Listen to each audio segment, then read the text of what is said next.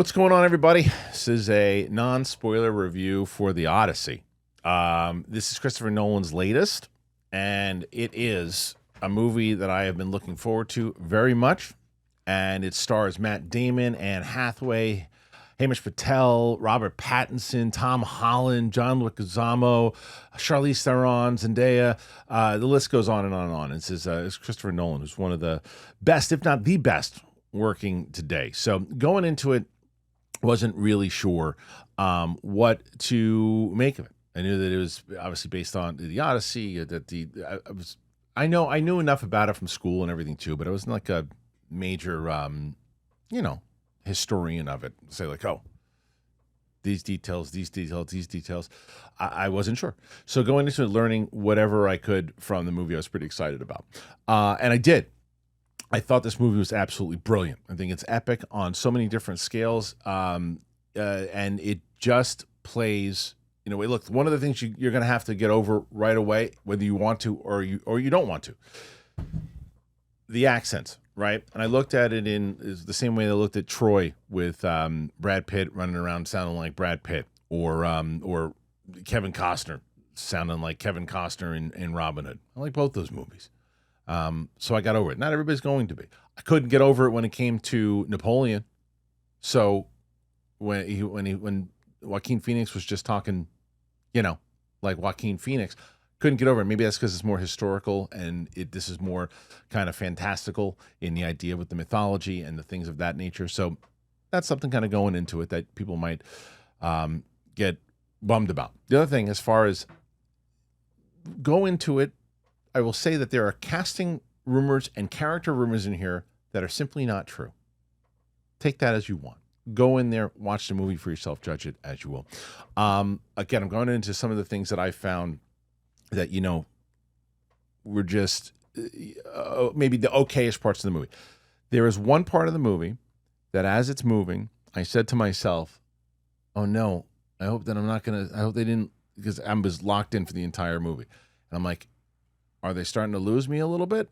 And then for that split second, I said, oh no. And then it was gone.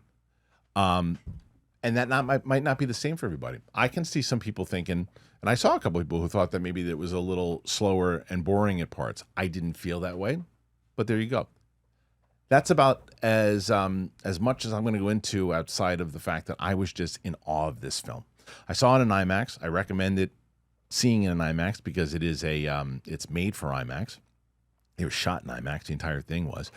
But the idea of it really is Matt Damon as Odysseus the entire time. It's his story.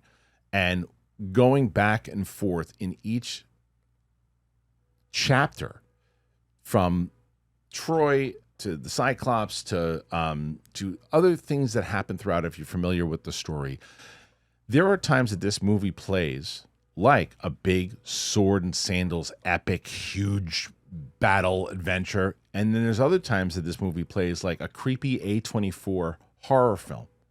And it's the master storytelling of Nolan that had me on my toes. I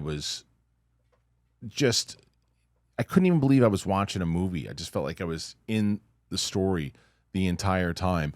And that's from how it begins, the idea of the fact that Odysseus, who is this loyal soldier, the idea of what he did with Troy, the battles that he fought, the wars and battles that he helped win, and then him having to be away from home for as long as he has, and eventually trying to just get back to his family and the things that he has to do along the way, and the PTSD that he's going throughout the entire time.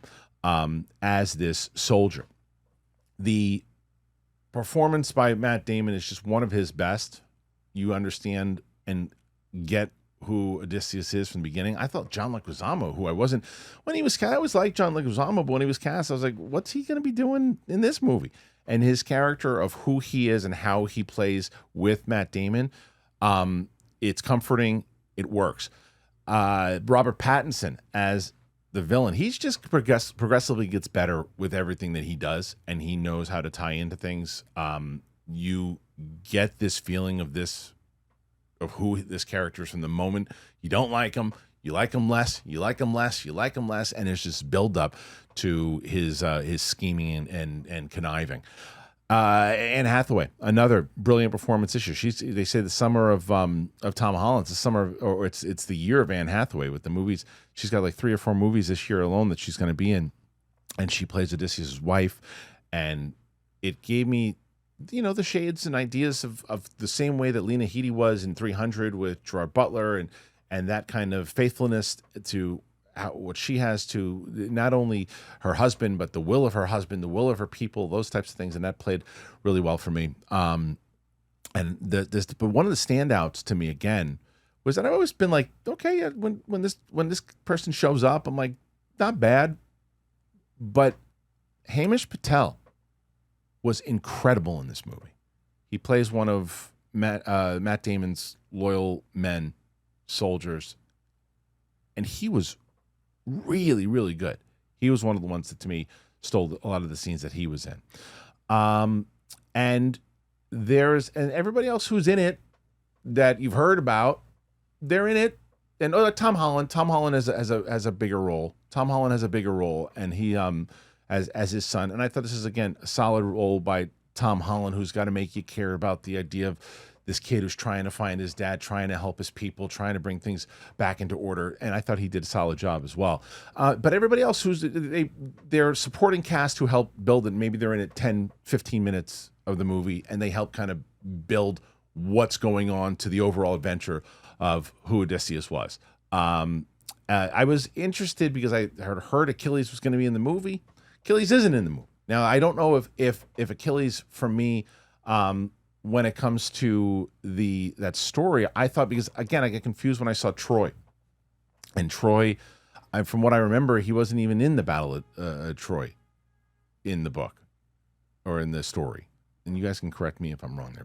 But anyway, the lead up and the build up to what Odysseus is going through, and the music. Oh man! And I thought when I saw it that it was Hans Zimmer. It wasn't. It was Ludwig again. And Ludwig does such a great job with the music that by the time you get to the end, and there's this piece for the last like 15 minutes, there's this build up in this score and the music, and I literally felt like my heart racing as I'm going to it, because this movie could have suffered from a lot of great build up with a subpar ending.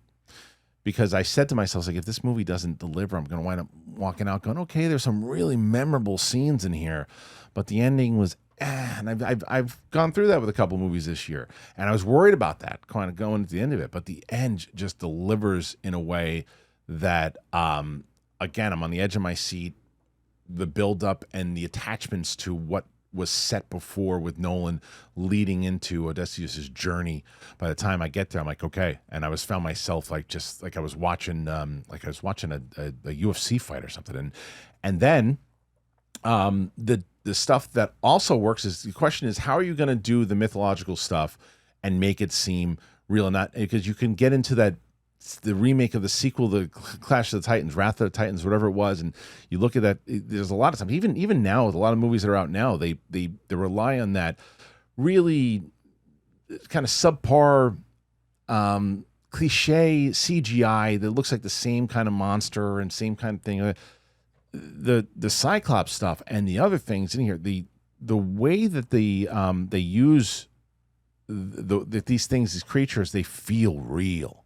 And they feel scary, and it never feels like, oh, here's this moment. Like, it's like, oh no, just we have these real stories, and then this doesn't really fit for the way the realism aspect of it leading into this. It doesn't feel like it's part of the world. It just kind of comes out of nowhere. No. It all fits like a bow. So I loved it. So if you're doubtful in general about the movie, which is fair, and you have a full critique on it, and you go and you see it and you don't like it, please come back. Let's have an intelligent conversation about it, right? And say, hey, I didn't agree with anything you just said. I found it to be boring. I found it to be dull. I didn't like the performances. Let's have a talk.